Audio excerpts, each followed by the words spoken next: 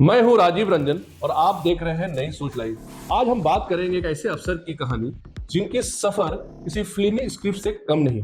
एक छोटे से गांव से निकलकर देश के सबसे कठिन परीक्षा पास कर आईएएस बने और फिर ईमानदारी व नियमों के सख्त पालन के कारण सियासी विवादों में फंसे। कर्नाटक के बेलागावी जिले के एक छोटे से गांव में जन्मे। घर बेहद साधारण, पिता लकड़ी चुनकर बेचते थे।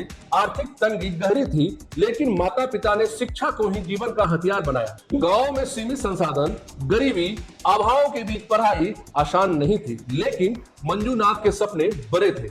आईआईटी तक का सफर। गांव से निकलकर उन्होंने इंजीनियरिंग की तैयारी की और पहुंचे देश के प्रतिष्ठित संस्थान आईआईटी बॉम्बे।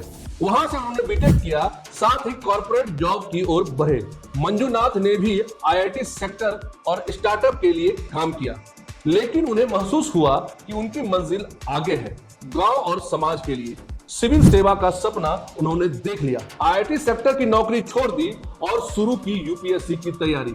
संसाधनों की कमी, आर्थिक तंगी, बड़े शहरों के मुकाबले मुश्किल माहौल, लेकिन मंत्र था अनुशासन और मेहनत। पहले प्रयास में असफल रहे, हार नहीं मानी। 2010 में यूपीएससी पास कर आईएएस बने। मिला झारखंड कैडर। 2012 में गुमला के डीएम से शुरुआत। रांची, खूंटी, लोहरदगा, जमशेदपुर और देवघर जैसे जिलों के डीसी रहे। मनरेगा आयुक्त, ग्रामीण रोजगार का काम, ऊर्जा विभाग, खनन, कृषि, पशुपालन, कई अहम जिम्मेदारियां उनको मिली। नीति आयोग में उपाध्यक्ष के पर्सनल सेक्रेटरी रहे। रेल मंत्रालय में भी केंद्रीय मंत्री के साथ काम किया और अब रांची के डीसी के पद पर है। उनकी पहचान ईमानदारी, सख्त लेकिन जनहितकारी अफसर, जन कल्याण योजनाओं को धरातल तक पहुंचाने वाले अधिकारी के रूप में देखा गया है। जमशेदपुर और रांची में माफियाओं और संगठित अपराधियों पर कार्रवाई की। उपायुक्त रहते हुए खनन, अवैध रेत, पत्थर खनन माफियाओं पर ताबड़तोड़ छापेमारी की। कई ट्रकों और मशीन को जब्त किया।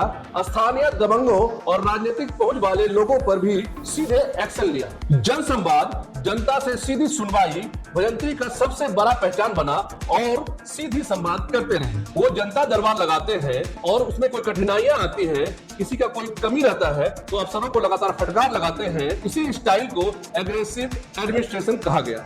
बीच में ये लगातार कुछ विवादों में रहे।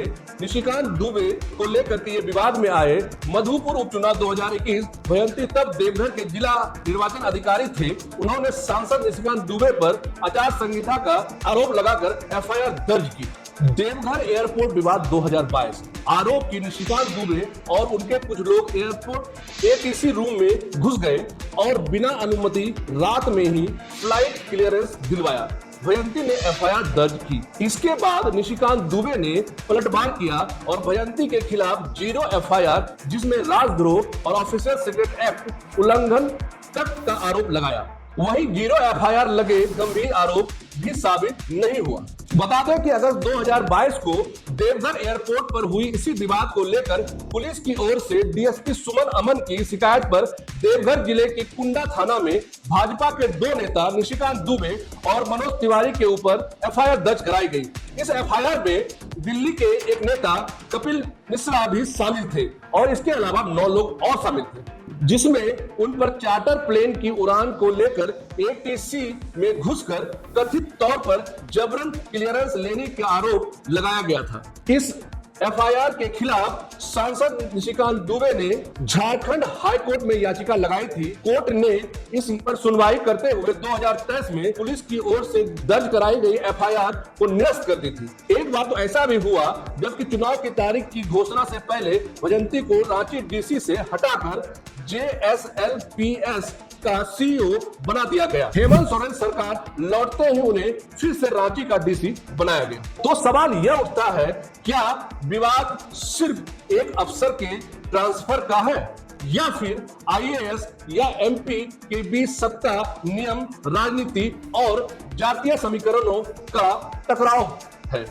जहां एक तरफ भजंती नियम कानून पर अड़िग दिखे, वहीं सांसद ने इसे राजनीतिक प्रतिशोध बताया। मंजूनाथ भजंत्री की कहानी सिर्फ विवादों की कहानी नहीं है, यह कहानी एक गरीब लड़का का आईआईटी तक पहुंचने की है, कारपोरेट छोड़ करके समाज सेवा की है, कठिनाइयों के बावजूद आईएएस बनने की है। आज युवाओं को उनसे सीखना चाहिए कि अगर अनुशासन, सही रणनीति और सेवा का जज्बा हो तो असंभव कुछ भी नहीं।